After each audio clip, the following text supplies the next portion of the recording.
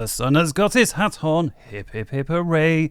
No, he ruddy doesn't, 'cause I'm living in the UK. Welcome, ladies and gentlemen, to a 4 versus 4 Supreme Commander Forged Alliance. Supreme Commanders support commanders, and those on YouTube that have randomly gone and clicked. Do make yourself comfortable, 'cause this game has been sent in, that's right. Always nice to get some fan mail where in there is a replay ID, and apparently it's a good one. Even though that the rating is somewhat lower, and it of course saves me a huge amount of time, so thank you very much. I will credit the individual at the end, so nobody reads anything into that. Incidentally, today, if you're watching this on the day of the upload, Supreme Commander has been released for 17 years, 5 months and 3 days. Yep, it's been 908 weeks. So now I've got you excited with that useless piece of information. We can finally get going. Someone's saying, yeah, you've wasted the first 1 minute and 4 seconds. Them types skip ahead anyway, don't they? So there we go. But in case anybody did skip ahead, Muddy, you missed on the secret of becoming a millionaire very easily, quickly, and without any effort at all. So, you know, you'll have to watch the intro over, won't you?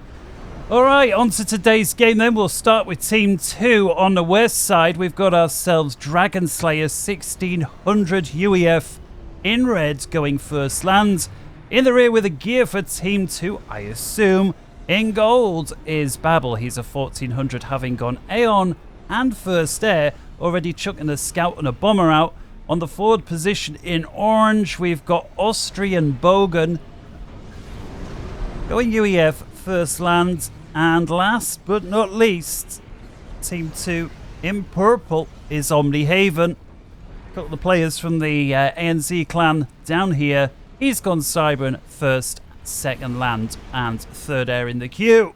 Let's have a little look then. Bombs away, not yet. Looks like Babel's still deciding what to do, and there finally is the order, and it's a ground attack, which is very nice, and he bags himself 2 engineers there belonging to Millenwise. Speaking of which, let's start with Millenwise, seeing as we're there in the rear with a gear for Team 1. Is a 1400 going Seraphim, having gone first land and moving towards the front with his commander. Abel's bomber here still loitering, bags himself now. That was kill number 3. Against Raider, 1700 UEF player there, having gone first land, also making his way towards the front line. Finally, that bomber shot down there after the 4th kill.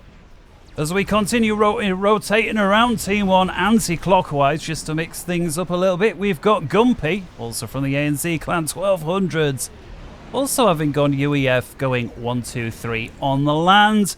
And last but not least, because today's game is a 4v4, we've got ourselves Desert Wolf 216. He's a 1300, also having gone Seraphim, also having gone first air, which is kind of, oh, actually it's a landlocked, I say landlocked, it's not entirely locked, but he's certainly shielded off by the plateaus there, or the plateau. And as is his opposite number, Omnihaven. So it's actually understandable going first air. And with that, introductions are complete. Let's have a little look. What's the reclaim situation like? Well, actually not that much. As you can see, there's 2,100 on the field. But there are an awful lot of mass points to be had, especially through these central areas, which is going to make fighting for this area, well, let's make a break. Do like the map. Those of you with beady eyes will have noticed it's what, 11:22, not 11:23. And only last game you were saying how 11:22 wasn't around for very long, and of course we were on 11:23, and that is because I was lazy. The game has been sat in my inbox for about a week, and so yeah. Looking back in time.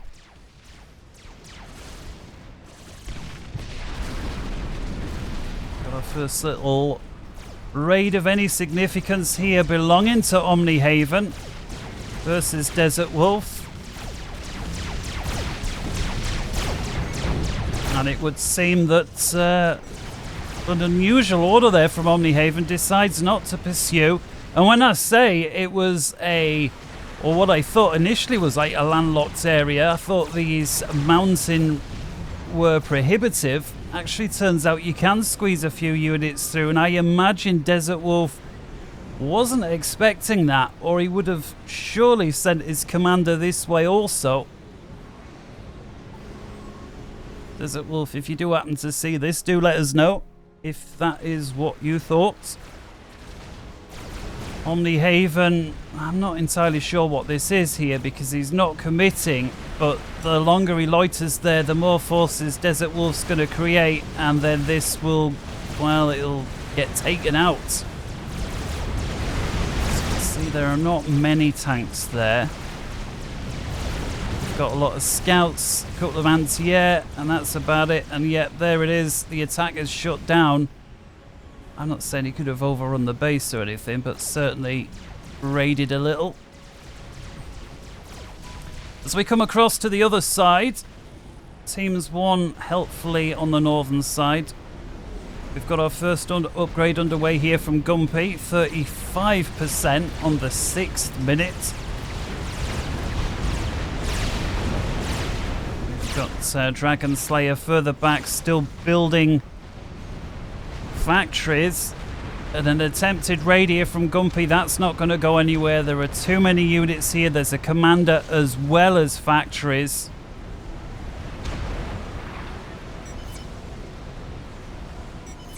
Just wondering what sort of pressure do we have here. Well, we've certainly got 3 commanders from the northern team, Raider together with Millen Wise and Gumpy, and on the other side, well, Dragon Slayer seems a little alone. We do have Austrian Bogan further back. I think we'll just Australian, should I say. I think, yeah, could move up a little bit, provide a little bit of moral support for Dragon Slayer. Meanwhile, on the other side, got a real bit of action. Omnihaven absolutely determined to finish us upgrades there. Problem is, with so many Mantis assisting the commander, it makes it very easy for the enemy to overcharge huge clumps of them. And Desert Wolf's like, I know! Don't tell him! Don't tell him, it were fun! And there we go. Omnihaven does manage to complete the gun, which is just as well. He still has 5,000 or so hit points on. He's got a couple of units coming out. And he's also got a couple of bombers assisting from his teammate. A couple of interceptors as well there from Dragon Slayer there, shooting down any enemy bombers. And suddenly Desert Wolf, who found himself in a pretty strong position, is running away with the tail between his legs.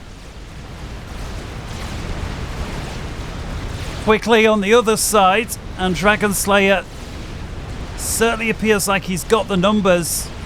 But again, he's up against 3 commanders here. And there's a reasonable sized force here from Gumpy as well. And if I were Gumpy, I would send these in to here right now. Of course, easy for me to say, having global vision on what's going on.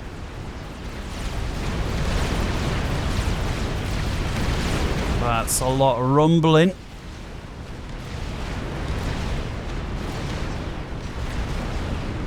And suddenly that huge force that we saw from Dragon Slayers fizzled out somewhat. Somebody here got the gun. It's Gumpy. Gumpy got gun.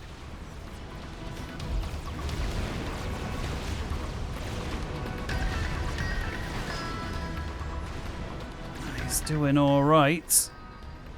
But come on, man, if you've rushed the gun, keep the pressure on while you've got it. As we enter the 9th minute. Incidentally, something that I neglected to mention at the start, Team 1, so the... I beg your pardon, Team 2...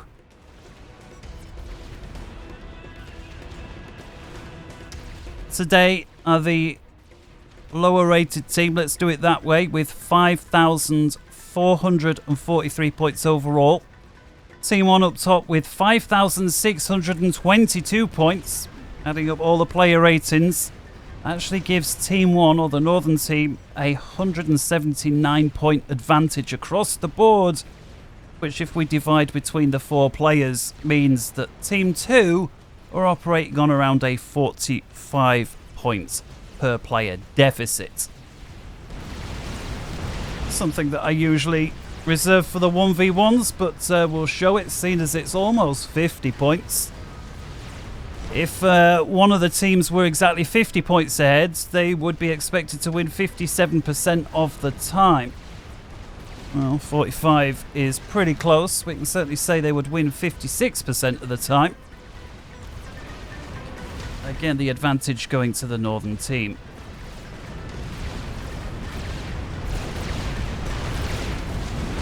Dragon Slayer getting to work with the Tech 2 point defense from the UEF, who could probably do worse than aim at Gumpy just to dissuade him from Blackman away there pretty much for free. Babel getting stuck in now. He's got the sniper upgrade on the Aeon, and Australian is sending his forces through as well. Australian, ironically, not part of the ANZ clan. Maybe that's in the works. Certainly sounds like he's from the right place. Raider up here. Some Tech 2 units on the field of his own now. The UEF, it's the first T2 units we've seen. And a pillar there belonging to Gumpy getting a little bit too close. And there's quite a bit of reclaim here now from mostly Tech 1. Whole bunch of mass extractors as well that Dragon Slayer could cap, should he wish. Got ourselves some Notha fighter bombers down here from Millenwise. 2 of them. And he's bagged himself at least 1 power generator, potentially 2 there belonging to Babel. And let's have a look what that's done to Babel's eco. Well, it's completely crashed it. Look at his energy bar tumbling away. He's desperately trying to get some static anti-air online, which is great. And I think lucky for him, there's a little bit of energy spilling from his team. Australian just gets his T2 PGen online, which couldn't come soon enough. And luckily for Babel, his T2 air headquarters wasn't completely destroyed. It was 90% though. Looking pretty close. We'll check back in on Omnihaven, how he's going versus Desert Wolf as we get to the 12.5 minutes. Omnihaven, who's got him send gun and the regen, electing not to go for the stealth. Usually you see that almost as an unwritten rule. The Cybran commander, if he gets gun, he's going to get him send stealth. Desert Wolf just with the gun, looking a little low on health, trying to get some... Oh, this is looking a bit dicey, isn't it? Desert Wolf looking a little light on units. He's got engineers. They're trying to build point defense. Just doesn't seem to be happening. He brings in a huge wave of bombers. Well, up against a full health commander, perhaps would have been better spread between some of these units. Well, I'm sure Desert Wolf knows what he's doing. You can see there's plenty of orders to dance as he's trying to finish a point defense. Perhaps not the best idea being a Tech 1 commander. It's going to take forever. Does he actually have the ability to overcharge? Well, yes, he does. But it looks like he's gotten far too close to Omnihaven here. And there he goes. The first player, 13 minutes 38, is ejected. Desert Wolf sent home thanks to Omnihaven. And with it, Team 1 going a player down. It's going to give a moment of confusion for Team 1. Raider takes control of the base, which is actually on the opposite side of where he is. Although he is also a land player. And with the central player being a 1200 rated, Raider being a 1700, it is understandable if he keeps control of that base. And is he producing? Yes, he is. Do see some of the spillover there from Omnihaven going in up against Gumpy's base. Could have perhaps thread it through this way, but then again, great thing having global vision. Gumpy has got enough stuff there to shut that down. There wasn't much left after Desert Wolf had been taken out. As we see there, just a few mass extractors going down, but The base remaining intact, and here we're seeing now some TAC missiles coming in. There goes the ping from the team. Advice of the sentry there from Desert Wolf. TMD, ASAP. And are those commander missiles? No, they're not, because it's the wrong faction. Coming from pretty close. There it is. 1 kill for the... Make that 2 kills. But here we see the response from Raider. TMD going up. And with it... Oh, that could be a good size. Not the missile I thought it was. And there we see missile coming in. And it splits. 3 of the 4 pieces were split off. Just causing damage but not death. And I imagine this one is going to be completely shot down. Yep, there it is. 1, 2, 3... and 4 all gone. All right, with it, Raider's already rebuilding. His mass threat is over. All the other missiles are just going to be of a cost to Omnihaven with no benefit. So as we take a look back on the northern side, we've got the old static base wars going on, but with so many mass points to fight for, it's like you can't not fight for this area, because as soon as you give that up, you give all of these mass points up. Not even sure how many there are. Well, we've got 7 just there. 8, 9, 10, 11, 12, 13, 14, 15, 16. Count these guys. There's another 8 there. So we're looking at 24.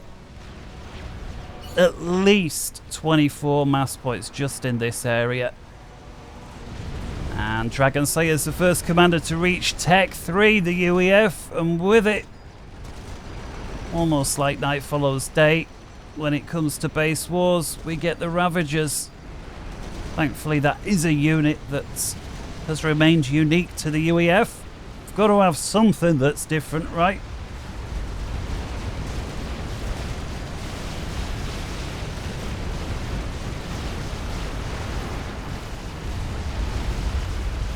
A little bit of a counter-attack down here from Raider. Moving the walking point defense up against the Rhinos. Okay. It's about as even, I guess, as it's going to get when you compare those two factions. However, what does throw a mix into it is this army here from Gumpy. Now, if only he could join in a little bit more and not allow Raider to go down by himself. Perhaps a ping would be helpful here. Come on, man, push. Oh, maybe not. There's the assistance ping request. Yes, because Gumpy's actually busy getting stuck in over here. He's a Tech 2 with the gun and carrying a shed load of mobile missile launchers, but you certainly don't want to send these guys in like this. Must have been a misclick, because they're just going to get killed for nothing. I do like what Gumpy's doing here with the stealth field gen.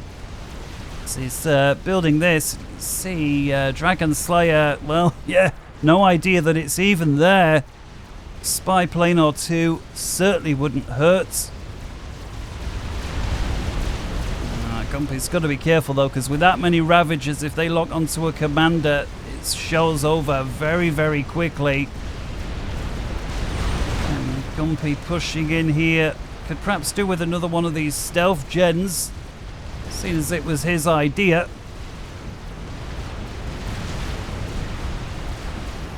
So if we quick look over on the western side, Raider living up to his name, pushing down on the extreme western flank versus the base belonging to Dragon Slayer. Babel moves in personally to deal with it. We do have Percy as well from Dragon Slayer to help defend, so this raid isn't going to go too far, although there's a couple of Percys within the raid now as well. And more Percys coming all the time, so Babel best have his overcharge in order. He's only got 14,000 storage, so yes, technically he can overcharge, but it's not really enough for a Percy. He's going to want to be really careful here. And the Percys look like they're focusing in. Babel, I mean, you've got to start dancing and getting energy storage and overcharging all at the same time. And it looks like Raider's taking a particular dislike to the commander. It's sub 500. That means one more shot. And it's good night. The second player down. With it. It's a 3 versus 3. Raider bringing it back there. Meanwhile, we've got a counter attack now from Omnihaven, and this is never what you want to see. A bunch of mobile missile launchers up against bricks. It's only ever going to go one way. The mobile missile launchers are never going to be able to tell you about it. Although, actually, I correct myself there. Omnihaven deciding to let a couple of them go.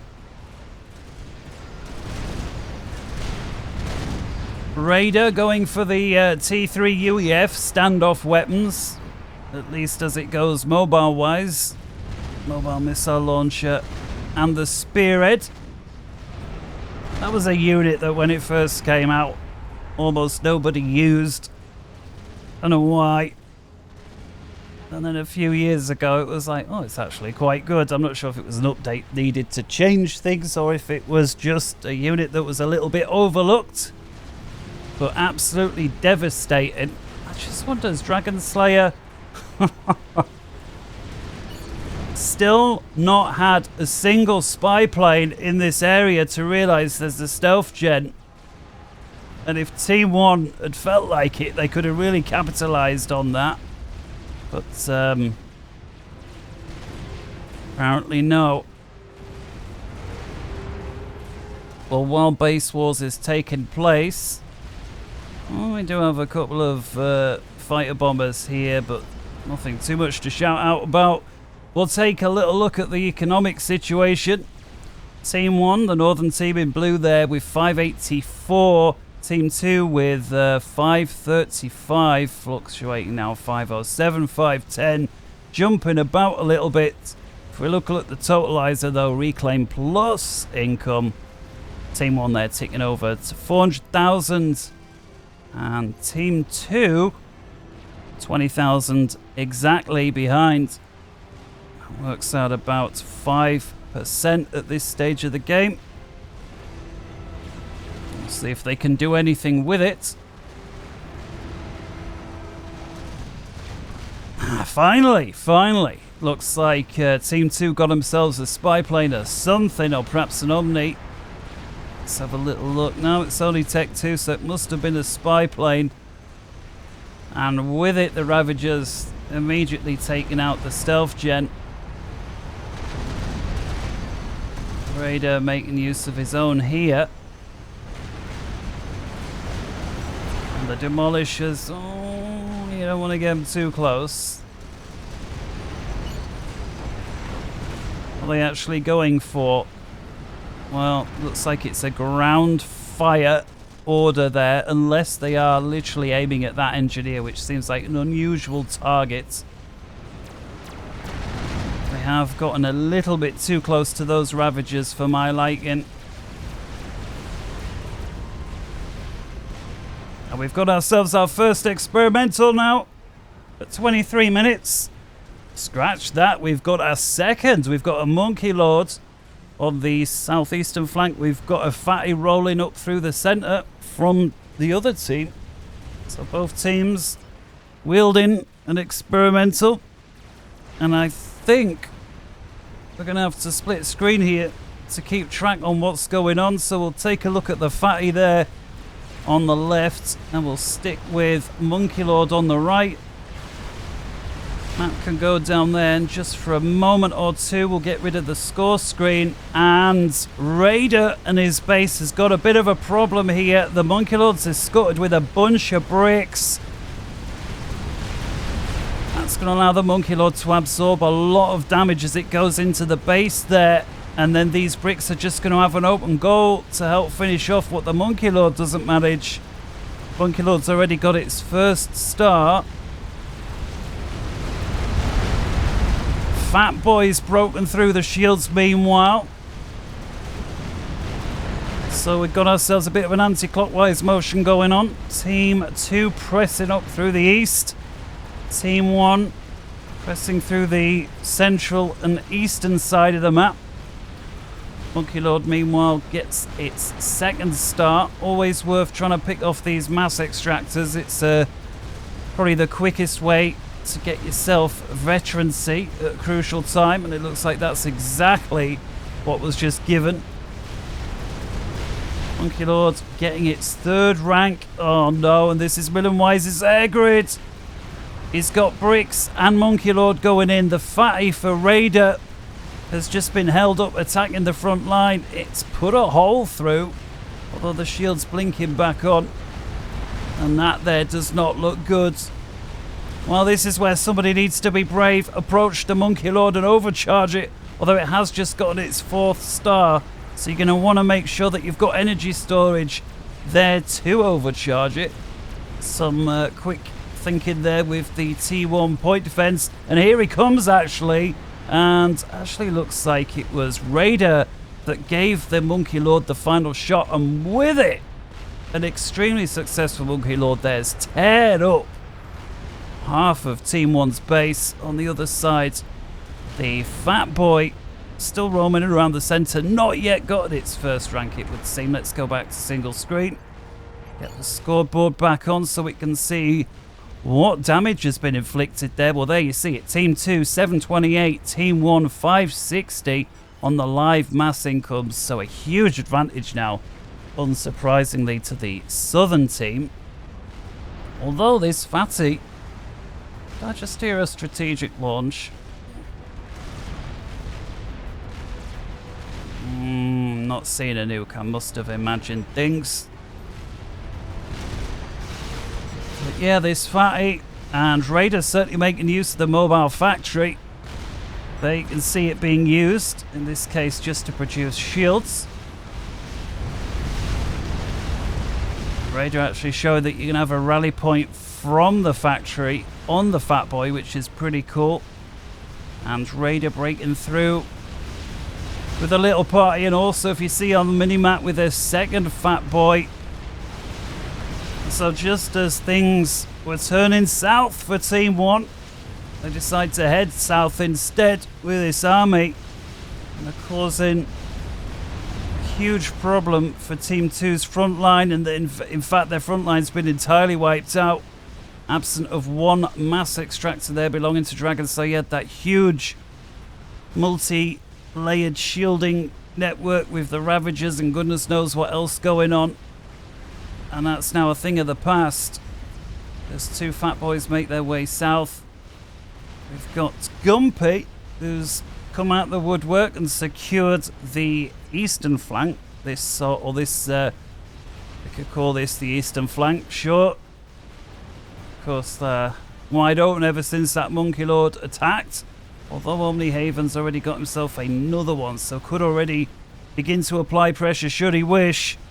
The attack there from Raider beginning to fizzle out, but there's still one Titan left, and the shields, oh, it was so close, but I think actually there were enough T2 gunships there to one-shot that Titan shield.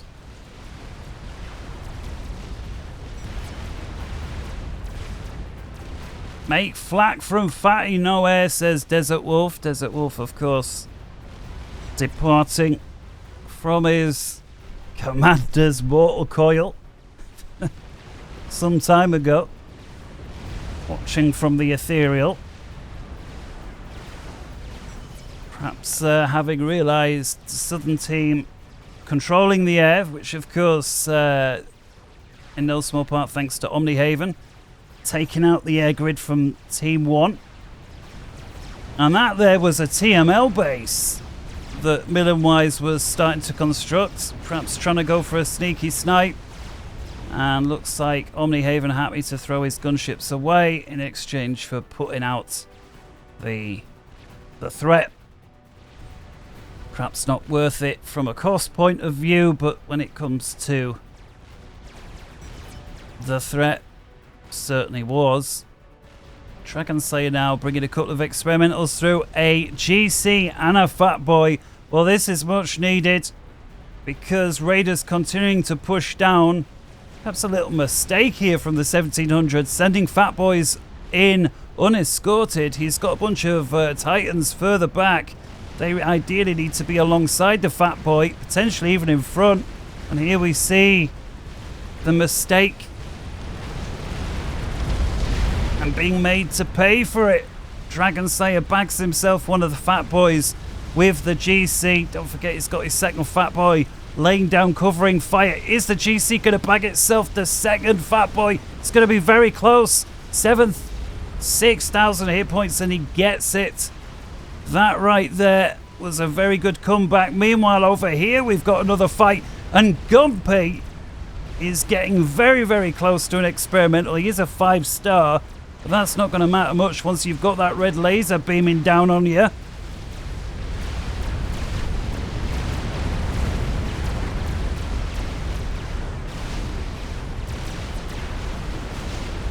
Fat Boy here from Raider trying to get out of the way. Dragon Slayer easing off for a bit. Monkey Lord, and with it the threat finally taken out. I like what Gumby did there, get behind the other side of the hill and showing that the laser couldn't get a solution. And some nice crossfire here from a couple of fatties bearing down on a bunch of bricks here. Let's have a look at the mass values. And the fire's gone a little bit far forward now. See the mass values tumbling away when the fire comes in and hits it sometimes.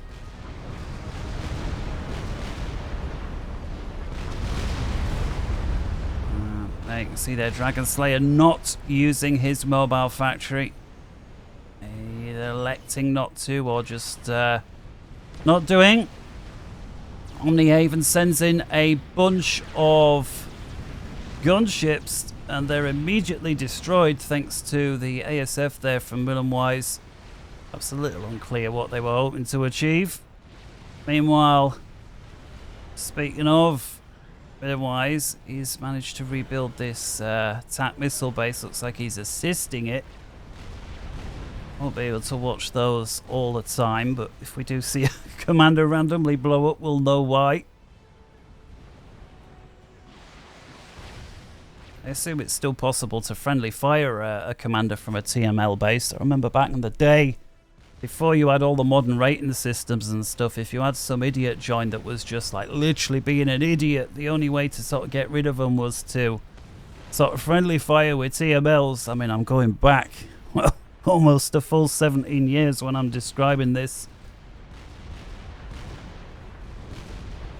Didn't happen often, like, but once in a while.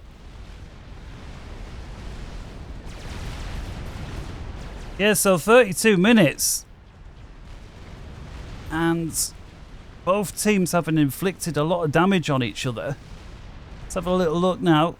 Team 1 still marginally behind on the live income. Team 2 having broken through 900 mass per tick. If we look at the totalizer though, Team 1 still ahead. 960 versus 890. So we were talking about a 5% difference. That's actually widened a little bit. It's more like 7.5% now favouring Team 1. So they must have gotten a lot of reclaim. And it looks like actually there's a bunch more reclaim that favours them. Just waiting for Raider to send some of these engineers forwards. And in come one of these TAC missile waves. I think Dragon Slayer spotted it. He's trying to get out the way. Far too little, far too late. That was a beautiful pickup there. And with it, nothing more than a wreckage to speak of. Omnihaven, not happy. Dispatches 4 strategic bombers into the area. 1, 2, and there's a lot of flak and SAM, and well, the first 4 bombs managed to achieve precisely nothing. Weaken the shield a bit. 2 bombers remain. The other 2 having been shot down, and they do crack the shield, and the final bomb there once again dealing with the threat. Well, they can see 4 or 5 TAC missile launchers. Was it worth it for 4 or 5 strats? Well, not really. But when you consider it can just take out fatties that decide to stand still for a little bit too long, suddenly becomes worth it. Looks like Raider's actually quite happy to play with the fat boys today. Something I have to say I see more of as well in recent times. People getting lots of fatties and layering them up. It is the experimental, a bit like the SAT has to be said, where one by itself isn't necessarily a problem, but once you get a few of them bunched together, absent of a well-placed nuke or something, they become a problem. Although a nicely timed megalith here from Omnihaven catches a fatty with its pants down. If there's one thing that you never want to see, it's a fatty with its pants down. Meanwhile, Omnihaven continues to press. He's got a bunch of bricks. Gumpy no choice but to run off. Raider escorting the fatty there with a bunch of curses. Fat Boy's shield has been cracked. Oh, it's very low health. And there it goes. Raider, Gumpy once again right on the front line with his commander. This time up against a megalith. Things might not end so well. We keep watching him, and it does appear that Omnihaven's decided enough is enough, but Gumpy has got his dancing shoes on, and I just wonder, is he going to be able to keep that? Oh my goodness, how close was that? He was dodging and diving, but almost every shot was hitting, and as the fatal blow was about to be launched, the megalith is taken out thanks to the crossfire there. Once again from a couple more fatties, possibly even some Ravager fire here. Either way, it was a joint effort. And Gumpy no doubt wins the Lucky Player Award for today. I'm sure he'll say no, it's skill. You make your own luck in life. I do apologise if that's the case. Meanwhile, Dragon Slayer with a decent looking response. Dragon Slayer decides, yep, twice bitten, thrice shy, sends in an army to clear out that area once and for all. And it doesn't look like there's anything really to stop it. Wise concurs and bails with what he's got left. Meanwhile, in the mid, we've got our first air engage, and that was a lot of ASF that suddenly perished there from Wise. It's unclear if he flew. I think what happened is he flew in a straight line directly over a bunch of flak. And there certainly was our first nuke, and it's out from Raider on the 37th minute. And the nuke is proceeding southwest. We got ourselves a megalith there from Omnihaven that was just taken out. And the nuke is inbound. Ping there to get Omnihaven's air out the way. I think he got at least half of it out. Importantly as well, Dragon Slayer got himself the Fat Boy out. And so with it, well, I don't think it got too much. See, Dragon Slayer already sending his engineers in. I mean, that didn't take long, did it, to get the engineers in and already the order to rebuild. Certainly been a success up there. Let's have a little look actually. I'm just curious on the nuke. 68 kills, 46,000. Okay, so actually fared a little better than I thought. Guessing there are a few, perhaps a few T3 bots that cost a bit.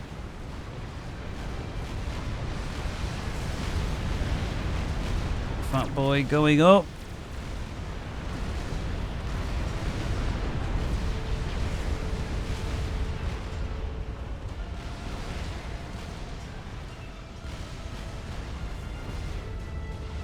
And what appears to be our first defense SAT making its way across. Very much akin to the US Department of Defense, I have to say, mind you. We're as guilty as they are when it comes to... Well, let's not go there, right? Let's not go there. Someone say, what do you mean? Well...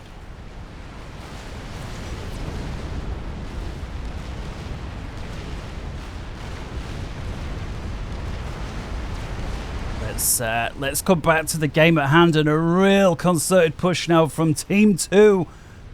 And it looks like some nice team play there. Omni Haven and Australian Bogan all on the same page as they push it up. One of the fat boys there from Raider going down. Looks like he's about to lose a second. There it goes. And with it, there seems precious little now from Team 1 to stop this.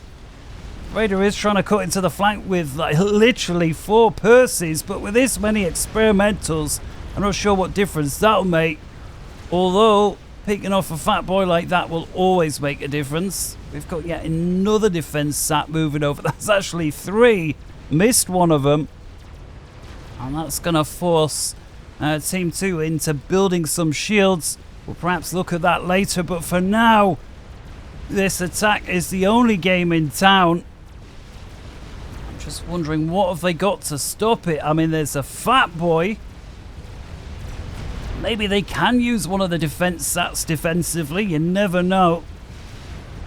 Occasionally these things happen. Although granted, it's rare.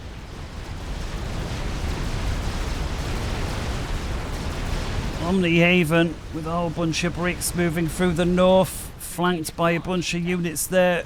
Also from Dragon Slayer. Actually, Percy's. So they're not just any.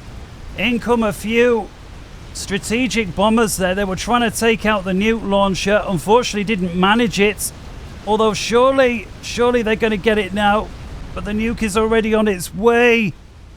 Oh, I imagine Raider with his defense sats picked off the nuke defense. Come on, the Percies are right here. What are they shooting at? Well, actually, no real target prioritization there, unfortunately. But they've got a really nicely positioned fatty here. Look at this guy. Raider knows it and is prioritizing it with his own fatty. The fatty there's determined to get itself that nuke launcher. And does it get it with its dying rounds? Yes, it does. The last volley picks it off. As is so often the case in this game. The last bomb, the last volley, the last plane. Megalith there was determined to get that sat base. Didn't manage it. Stays alive with less than 5%. And that can only be a Billy Nuke. We didn't hear the launch. Dragon Slayer there with a megalith of his own. Well, come on, man. Strike while the iron's hot. Look at where Team 1 has been squished back. If we ignore the spy planes and the scouts, almost into less than a quarter of the map. The only player book in that is Raider there. We're literally a couple of engineers, but nothing else. He does, however, have a fat boy that is being pushed out to try and cover just as Dragon Slayer's moving in. Oh, Gumpy's had time to get some more Ravager together. I mean, fire your weapon, man. What on earth was that? Dragon Slayer's megalith there, paralyzed in fear, perhaps. Oh, a Billy connects with the fatty, wipes out the shield, takes off half the hit points with it. And yeah, those were 2 very underwhelming experimentals after what was an extremely strong play. And now, perhaps almost through panic, Dragon Slayer is just chucking units away. He actually lobs in the towel. No doubt thanks to the defense sats here from Raider that have picked off, well, actually a whole bunch of stuff. Look at this. And with it, 45 minutes, Australian Bogan decides to lob in the towel as well. Don't tell me anymore. And with it, we reach the end of the game. A well-earned victory there from Team 1. Shout out to Millenwise. It was he who sent in the game. I appreciate that very much. As you know, saves me a whole bunch of time. And with it, until next time, wherever in the world you may be, thank you very much for watching. Good morning, good afternoon, good evening, and good night. Take care. Bye-bye.